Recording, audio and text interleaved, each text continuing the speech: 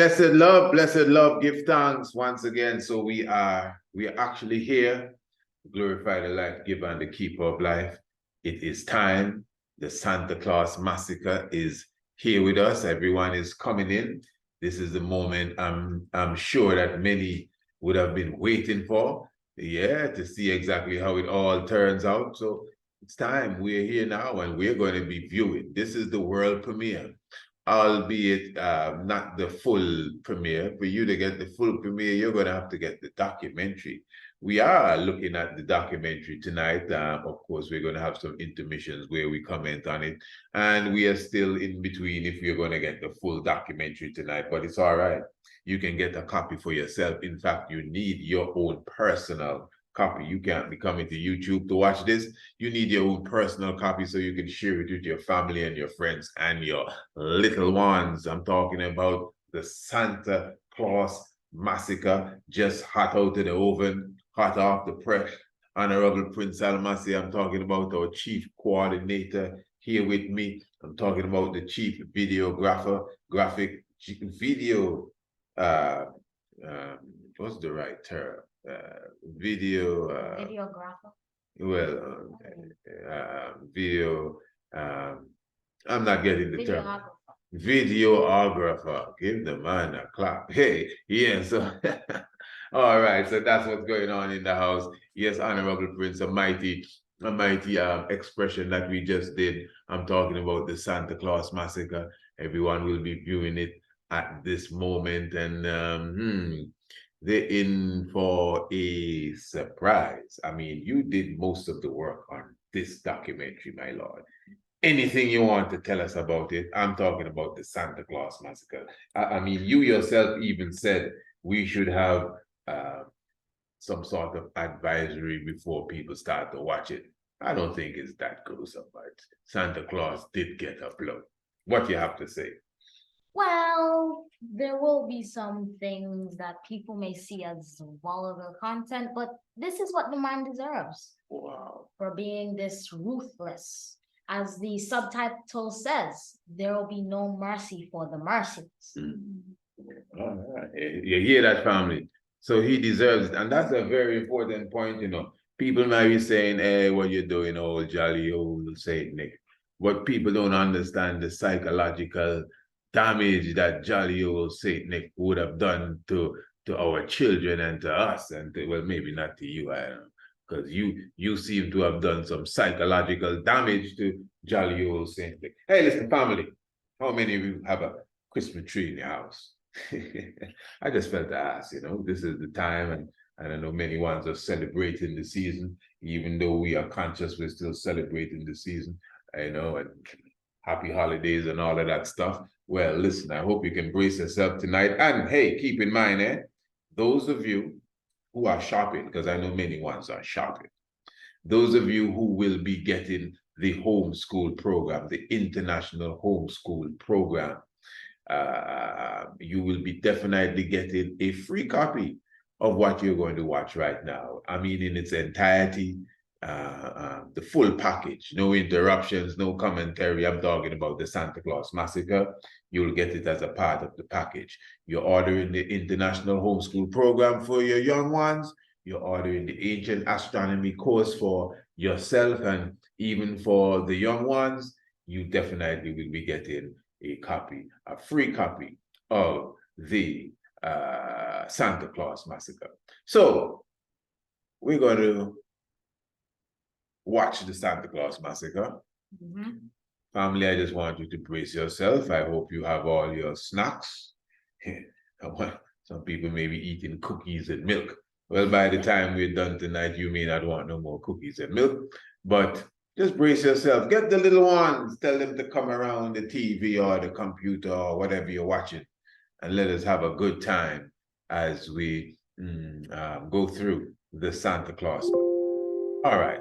So family, are you ready? Are you ready? There will be no mercy for the merciless. That's the subtitle. Are you ready? All right, let's go.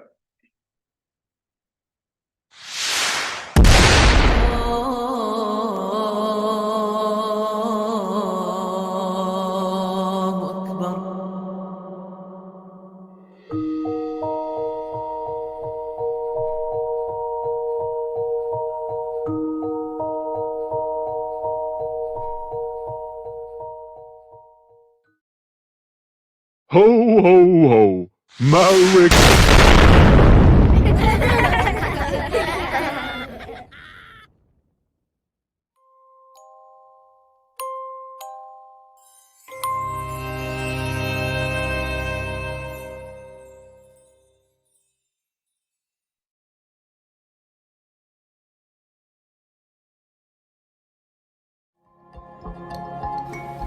In the year 325 AD, in the Bethanian city of Nicaea, in modern-day Turkey, the Roman Emperor Constantine convened an ecumenical council of 318 Christian bishops. This gathering, which is commonly known as the Nicene Council of Bishops, was designed to corrupt, water down, and whitewash the ancient African tradition of the Charis, the risen one, the Amsu of the Kemetic tradition, the Sahu of ancient astronomy. The Greek and Roman mythology took center stage. The philosophy of Serapis, Odin, and other fables were the standing principles of the event. The North African bishop Arius of Kemet was present. He was totally opposed to the concepts that were promoted. He represented the ideals of the Black Messiah, and his concepts were more rooted in Afrocentricity. In fact, the conference was held to repel the theology of Arius. One of the bishops, Nicholas of Myra, Turkey, was so disgusted with Arius and his philosophy that he approached the African bishop and assaulted him.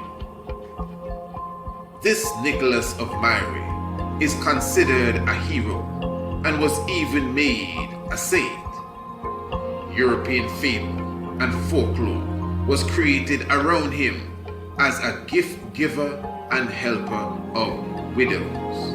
But the reality is that this character has been morphed with other gods and goblins to create the modern day Santa Claus. Jolly old Saint Nick.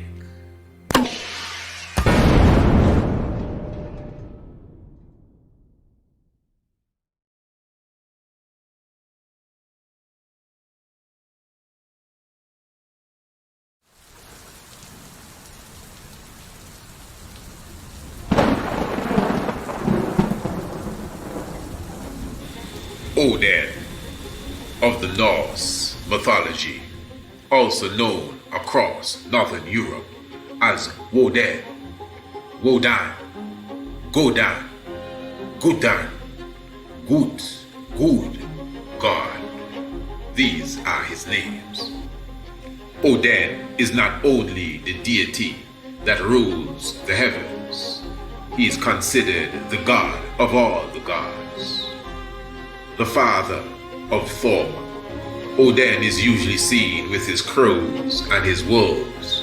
In many cases, he is seen like Heru, one eye. Odin also carries the antlers of the reindeer. And it is his name, God, that is universally used for the sustainer of all things. This is why a picture of Odin is very similar to a picture of the figure that has been given to the world as God. It is also obvious that jolly old Saint Nick resembles Odin and even the picture of God. In mythological circles, they are one. Just like Santa Claus, Odin comes from the north. Just like Santa Claus, Odin is helped by elves. Odin has a specific run called the Wild Hunt. This takes place every winter around the 23rd, 24th 25th day of December, the winter solstice. In this great wild hunt, Odin and many other individuals ride their horses through the heavens. They're all decked with the antlers of reindeer and accompanied by the wolves and the crows of Odin. This wild hunt is obviously similar to Santa Claus's Christmas evils traverse across the heavens on the 24th day of December. This obviously is not reality, but it shows how the Norse mythology has crept into the psyche of us as a people, even up to today. Odin is seen as a god. Odin's name, God, is used for the name of God. Odin's picture is similar to the picture that has been given to the world as the god. Plus, Odin can clearly be seen directly linked with Santa Claus. He knows when you are asleep. He knows when you are awake. He knows when you have been good or bad, so be good for goodness sake. That's Santa Claus. And he comes out of the North Pole, which has always been a symbol of power. The northern celestial pole of the heavens is the power point of the Supreme.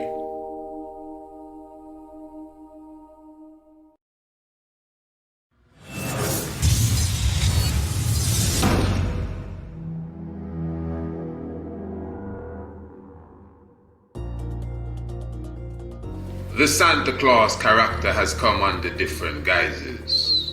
All Father, Father Winter, Father Christmas. But in Amsterdam, one of the more famous renditions of Saint Nick is Santa Claus, once referred to as Bulla Claus. In this tradition, Saint Nicholas is expressed in a more priestly fashion. Santa Claus, seen ordained with the priestly robes and the mitre upon his head. He's also seen at times riding a white horse, or sometimes seen coming in a boat, and he has as his companion, more so his servant, a little black boy from Africa referred to as Zwarte Piet, also called the Black Peter. Zwarte Piet is seen carrying the bag that is supposedly filled with gifts for young ones. But according to the tradition, when young ones are naughty, they are placed in the very same bag and taken back to Spain. The tradition also says that the Black Peter had a broom, a chimney sweeper, that he would use to spank the little ones. Very interesting, a chimney sweeper.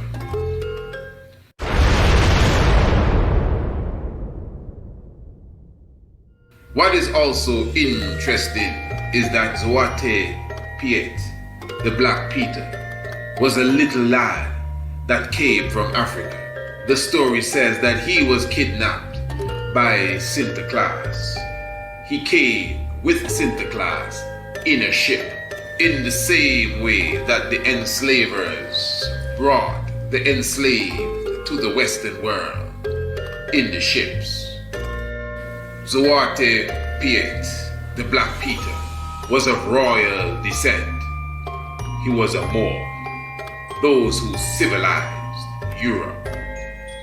In the same way that Santa Claus has Zwarte Piet as a young little subordinate slave, it's the same mentality that is placed on the young minds of this world as it relates to their master, Santa Claus. Santa fraud is the symbol of the colonial master. And he does not come bearing gifts at the end of the year. In contrast, he comes to rob the poor of their hard-earned money with tricks and gimmicks disguised in the Yuletide tradition that is now called Christmas. The poor and the so-called middle class go on an all-out frenzy from Black Friday to Christmas Eve and beyond to keep up a cultural tradition that enriches Santa Claus and those in higher places that are stifling the poor. Now, I think we need to, come to a clarity here. Everyone that is listening, everyone that is listening, what you need to do, you need to get a copy of you ain't got no excuse right now. I know everybody's watching glued to their little screen saying, man, this is some serious stuff. And we've just begun. We haven't reached anywhere. Prince Almasi, we haven't reached anywhere. And I'm encouraging everyone, you should get a copy of this documentary. Remember, you can get it for free, You understand? Well, if you're getting the documentary alone, you would have to purchase it. But it comes with the International Homeschool Program. This is now a part of the International Homeschool Program. This is a lesson for the children. We ain't lying here. This is a history lesson. I'm sure everyone agrees that you are listening to a history lesson, and we are unraveling and decoding the subliminal aspect of it that has been put on us. What say you? Well, all has been really said. Yeah, give thanks. So, yeah, so family, remember, you can get your own copy, uninterrupted, no commentary, so you can sit down, watch it with your family, get the real vibes. I'm sure you have many friends. I'm sure you have a brother or a sister that you love to show this to. So some of them can just stop the little foolishness and take the reindeer horns out their head and all of that crap. Imagine that, people walking around with reindeer horns in their head. I've seen people put them on their cars too. And the car have a little red nose. Family, in a moment, if you're just coming into this premiere, watch the video from the beginning. You need to see it from the start. But in a moment, we're going to show you who the real Rudolph the red-nosed reindeer is. And I mean, when you see that, well, depending on if you really have a soul, you ain't going to want to have nothing to do whatsoever with any Rudolph, any red-nosed reindeer, or anything of the sort. This is some serious stuff, as you clearly saw at the beginning, clearly showing you that it is an individual that attacked Arius, an individual that attacked the ancient concept that they have morphed into the Santa Claus character. So just imagine the mentality that the character comes with. All right, Santa Claus, Odin, imagine that. And we've just begun. Hey, great work, Honorable Prince. Give thanks. The poor.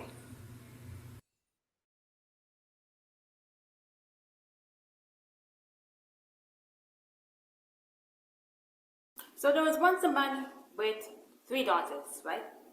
And each of these 3 daughters wanted a husband. But the problem was that the father did not have enough money for the dowry. And St. Nicholas took notice of this. And what he did, he dropped each of them some bags of coins from a chimney. This is where we get the concept of Santa Claus dropping presents from a chimney. Keep in mind that he also put them under the Christmas tree. And he did this without the notice of the old man.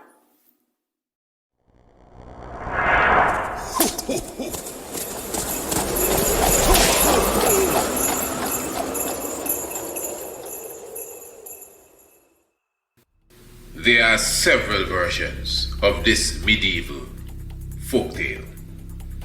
One of the versions has St. Nicholas meeting 3 prostitutes. These 3 young girls took up this occupation because they had children and there was no support for them. Saint Nicholas, who became Santa Claus, according to the story, gave these girls a bag of gold apiece, and he took them away. They were prostitutes. This is why when Santa Claus flies through the sky on Christmas Eve, you always hear him ringing out, Ho, ho, ho. He's calling for the three prostitutes that are spoken of in the folktale of Saint Nicholas. There will be no mercy for the merciless.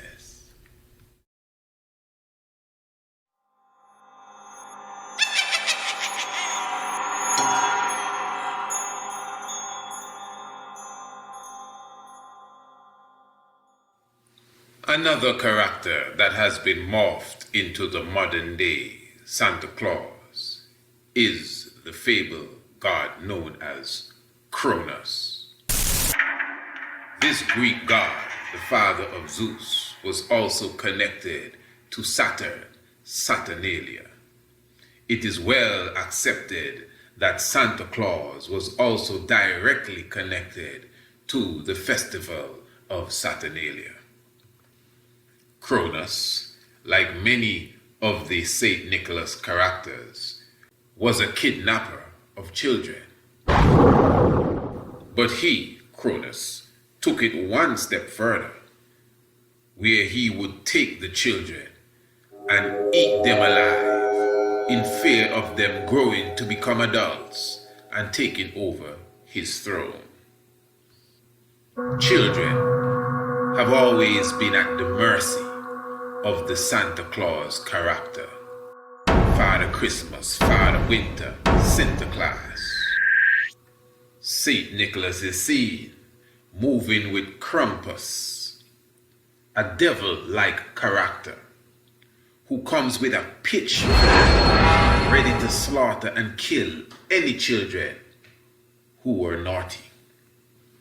And this is why the modern day Santa Claus should not be trusted.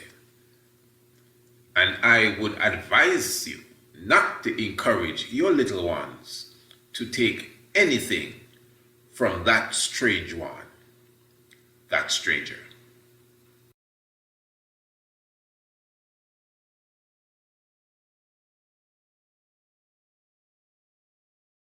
So, one of the Christmas traditions derived from pagan Rome is the Christmas tree.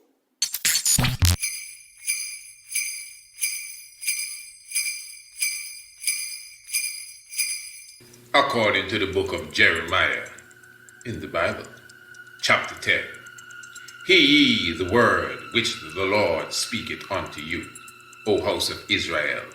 Thus saith the Lord, learn not the way of the heathen, and be not dismayed at the signs of heaven, for the heathen are dismayed at them. For the customs of the people are vain, for one cutteth a tree out of the forest, the work of the hands of the workman with the axe. And they deck the tree with silver, and they deck the tree with gold. They fasten it with nails and with hammers, that it move not. The evergreen pine tree has become the symbol of the Yuletide tradition, the Christmas tree. The pine tree is symbolic of immortality, as it doesn't die, despite the climatic conditions. But it is obvious that the biblical tradition considers this act and the festival that follows it as being paganistic and being that of the heathen. The Bible clearly says the heathen would cut down the tree. The Bible clearly says that they deck it with silver and with gold. And of course, in the Christmas tradition, the cutting down of the tree, the bringing it into the home, and then decking it with silver and with gold is a part of the festive norm. But this goes back again to pagan Europe, where they would worship the tree. And according to the tradition, when you come and you bow down to the tree would bless you with gifts. This is why all the gifts are put under the tree. So for you to get your gift from the tree, you have to go and bow down to the tree and retrieve your gift from the tree, which obviously the tree would have blessed you with the gift. This is the same tree that Jeremiah describes as being decked with silver and gold. And we even sing the song, "Deck the halls with balls of holly, tra-la-la-la-la, la-la-la-la." Well, the term deck has been used, for the Christmas tree is decked with silver and with gold, and it is fastened with nails, with a hammer, and we put it in the corner of the house or the center of the living room. The Christmas tree tradition has nothing to do with the true Christ, the true Christ. The Christmas tree tradition is a pagan tradition coming from the Yuletide festival related to Saturnalia and, of course, Santa Fraud.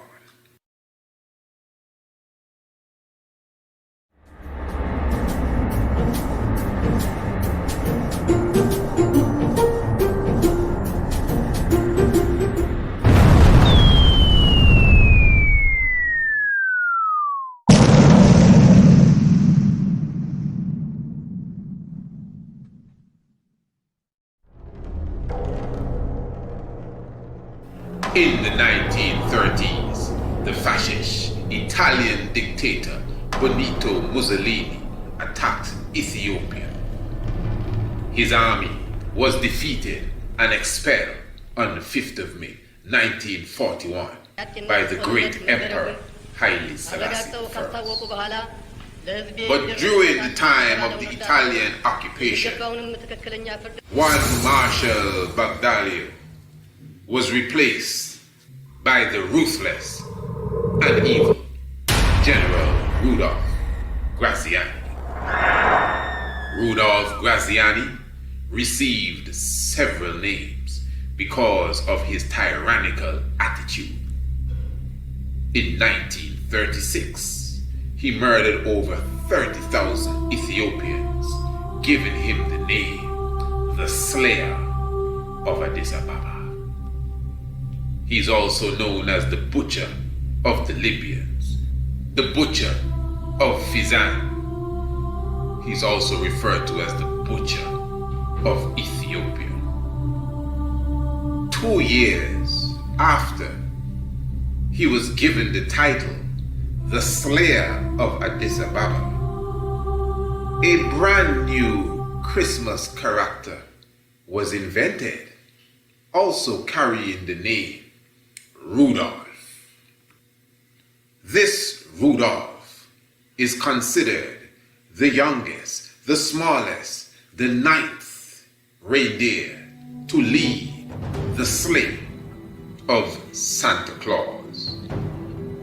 In fact, according to the Christmas story, Santa Claus went looking for Rudolph, the red-nosed reindeer, and asked Rudolph, with his nose so bright, won't he guide his sleigh tonight? And because of such, Rudolph became the head reindeer, the leader of the pack, the leader of the sleigh. And this is why Santa Claus comes with sleigh bells, because he's coming to slay the children. Cronus, Krampus, Santa Claus, Odin, and Rudolph is his chief slayer. And again, Rudolph the red-nosed reindeer was invented immediately after Rudolph Graziani was named the Slayer of Addis Ababa and released to the world 2 years after. It is Rudolph Graziani that replaced Marshal Bagdaglio as the head of Mussolini's army. Santa Claus asked Rudolph, "With your nose so bright, won't you guide my sleigh tonight?" Rudolph became the leader of Santa Claus's sleigh. Santa Claus represents Nazism and fascism, and Rudolph the Slayer Graziani represents Rudolph the reindeer that led the sleigh, all taking place at the same time. How coincidental. Ho, ho, ho. But it doesn't stop there. There's another level of deep, sick psychology here. The reindeer are Prancer, Chancer, and other names that sound unisex. Rudolph is a male's name. Rudolph is supposed to be a male reindeer. But interestingly, biology teaches us that the male reindeer will lose their antler during the time of winter.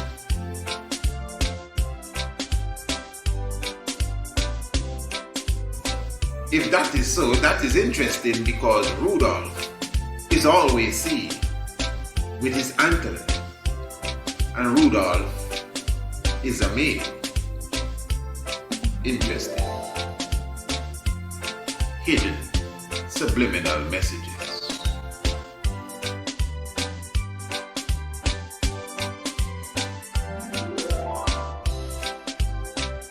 You better watch out. I'm telling you. You're not balling. And I said, family, you know, the Santa Claus massacre definitely being premiered here. Of course, no, that's not it. There's much more that still awaits you. But again, we just have to encourage you, family, to make sure that you get the full copy of this documentary, not just the full copy, but the full, complete copy that you and your family can full enjoy it properly. Hey, listen, it's obvious that anyone that you put this in front of, they're going to watch it because it's definitely entertaining. You know, it has colors, moving parts, Santa Claus, it's that time of the year. They will like it. But I'm sure that they are not expecting the concepts that are coming with it. And I mean, what we're saying here is undeniable. And of course, the way that the Honorable Prince would have taken the words and brought life to them, no one can deny it. And if you really honestly want to reach out to mommy and reach out to daddy and reach out to the missus and see if she can, you know, see things along your way, this is a good way to start. You understand? You see, this is why education is important. And it's not about, you know, what you eat, but how it's prepared. That's why we have an international homeschool program where we prepare the food so that the children will enjoy it. That's what it's all about. And this is an example of such. So I'm encouraging everyone to get a copy of the Santa Claus Massacre. Yep. It's a documentary that, well, as he said, anyone will enjoy from age 1 to 100 and beyond. Yeah, granny, grandfather, whatever. You understand? As I said, there's much more here. But family, you can get a free copy of this. Those of you who are planning to take the International Homeschool Program, you will definitely get a free copy of the Santa Claus Massacre with it.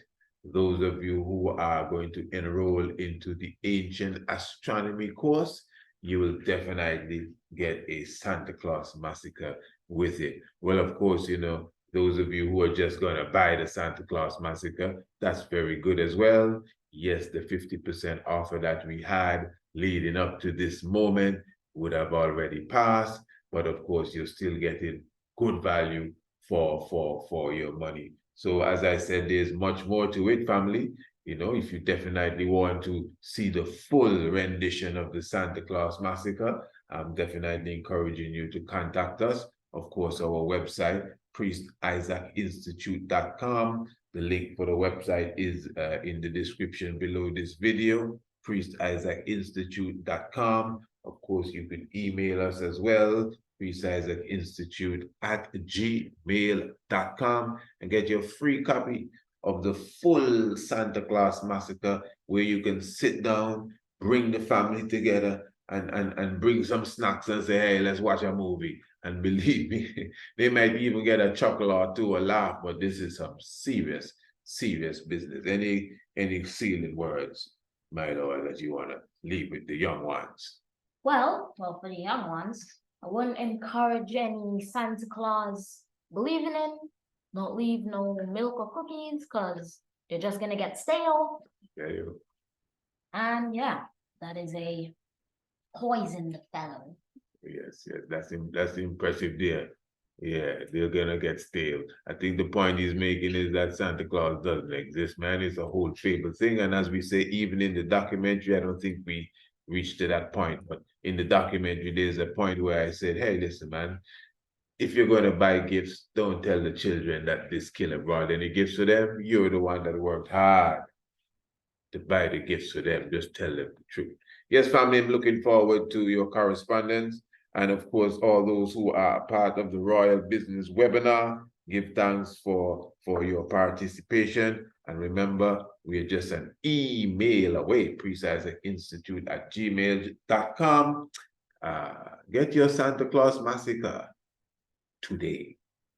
Blessed love. Blessed love.